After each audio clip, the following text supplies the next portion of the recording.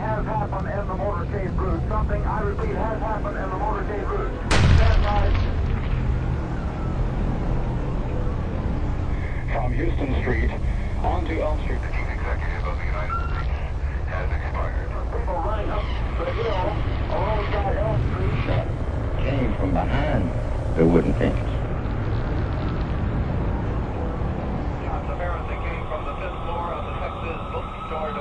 The Texas School Book Depository carrying a never action type by motor of the Texas School Book Depository. Death and shot.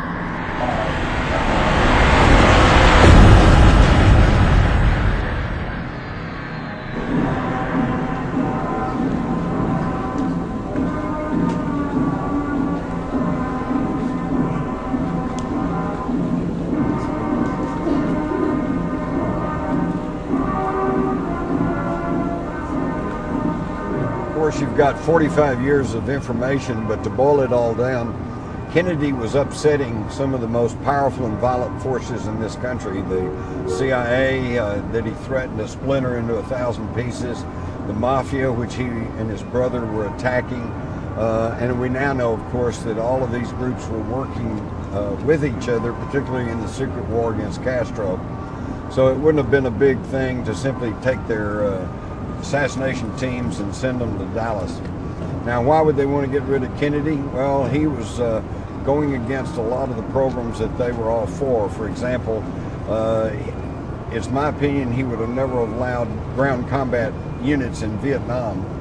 And he even told close friends that after the election he was going to withdraw U.S. troops from Vietnam.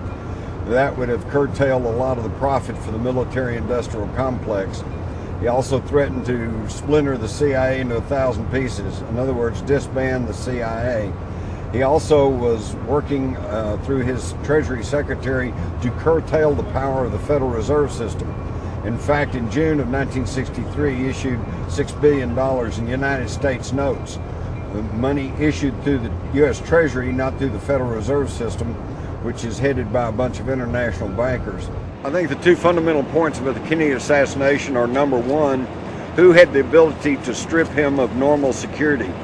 In fact, when Fourth Army Intelligence called up the Secret Service, called up higher-ups and said, we're prepared to send a bunch of plainclothes agents to provide additional security, they were told to stand down.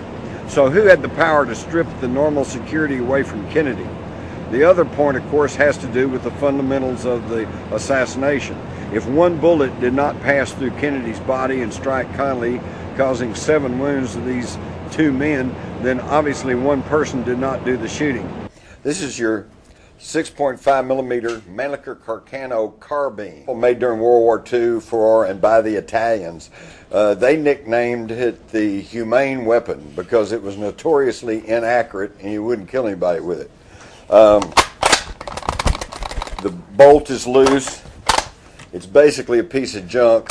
The lot that these rifles came into at the time of the assassination was in court in a civil suit because they said that the whole batch was defective. Right in the Warren Commission report, it states that when the Army Ballistic Test Center wanted to test this rifle for accuracy, they had to put 3 metal shims under the telescopic sight just to make it accurate enough to test.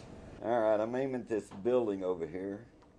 2001, 2002, 2003, 2004, 2005, 2006. Okay.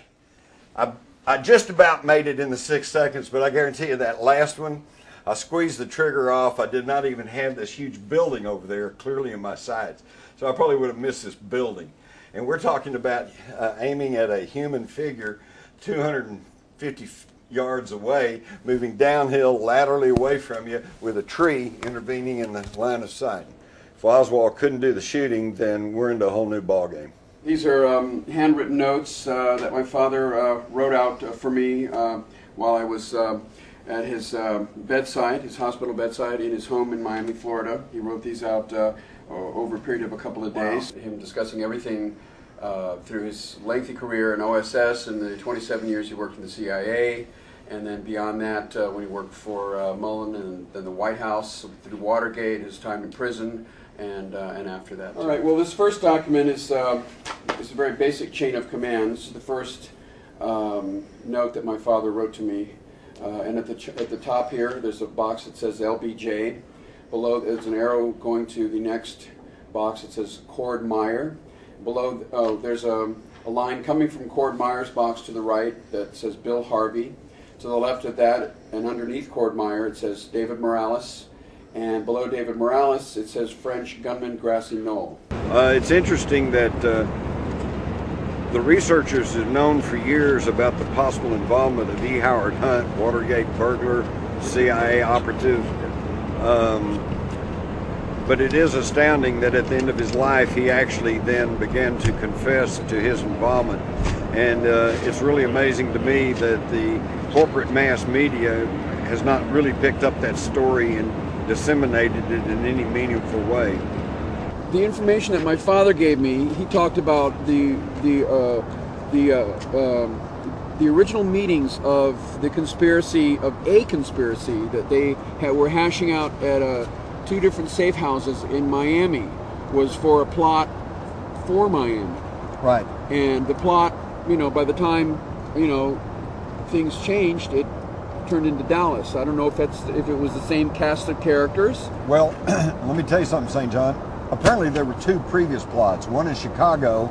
Oh, really? That got scotched because one of the first black Secret Service agents, somehow got word of that, and they knew that somebody was onto it, so that they canceled that one. The next one was scheduled for Miami, but again, apparently word leaked out, somebody knew something was going to happen, and so they canceled the motorcade through Miami. So now we're getting towards the end of '63. It was the last real presidential close to the election trip. Yeah.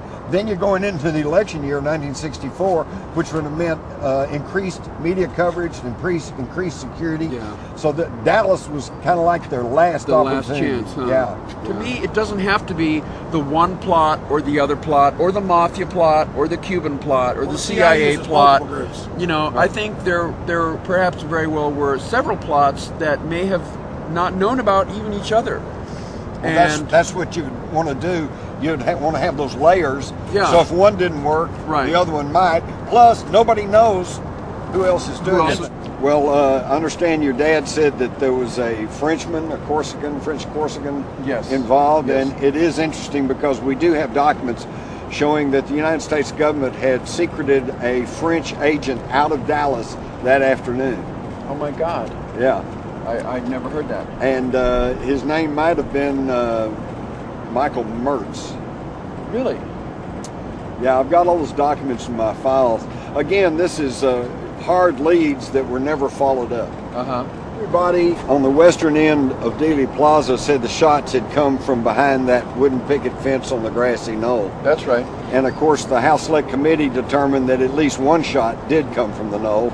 In fact, it's amazing, but the last official word of the U.S. government was that there was probably a conspiracy and there were at least 4 shots fired at Kennedy, but somehow that just has not really been reported to anybody. I know, and they knew that Kennedy was going to be, elected. I mean, he was so popular. Hands down. 64% approval rating at the end of '63. He was a shoo-in for '64. Oh, and by the way, in the same week that he was assassinated in Dallas, one of the Dallas papers ran a story that said Johnson would probably be dropped from the ticket in 1964.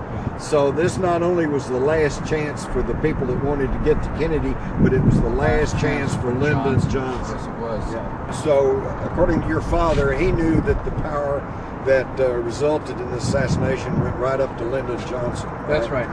He wrote out a document that he called the chain of command. He sketched it out for me, and at the very top there was LBJ. Right. And below that there was Cord Meyer, David Phillips, and below that there was Bill Harvey. Below that David Morales, and then below that the French gunman. Right. Have you seen that document? No. Yeah, I have that all here. Great. We'll take a look at that. Yeah, and you can have copies of it too. But here's what you have to understand. Johnson, as powerful as he was very much under the control of people even more powerful. For example, in his administration, he had his 16 wise men, who included Dean Rusk and McNamara, this bunch, and Averill Harriman. Yeah. And they were. It was written about at the time. They were the brains behind Lyndon Johnson. Every single one of them was a ranking member of the Council on Foreign Relations.